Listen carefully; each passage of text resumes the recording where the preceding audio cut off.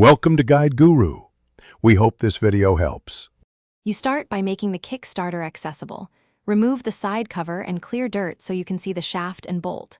Once done, disconnect the battery to prevent accidental starts. Grab the correct sockets and a torque wrench because size mismatch strips threads.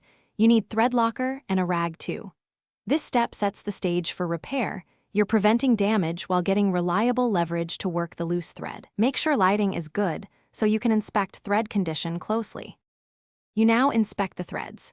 Look for flattened crests, cross-threading, or metal shavings that indicate damage. If threads are only dirty or slightly burred, clean with solvent and chase them with the matching tap or dye to restore form. Replace the bolt when threads are badly damaged because repair won't hold. Once threads are good, apply blue thread locker to prevent loosening.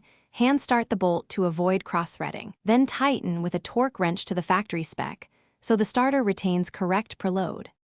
You finish by reassembling the cover and reconnecting the battery, then visually confirm the Kickstarter is aligned and seated.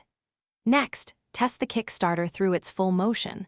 Listen and feel for binding, clicking, or any remaining slack because those symptoms show internal wear.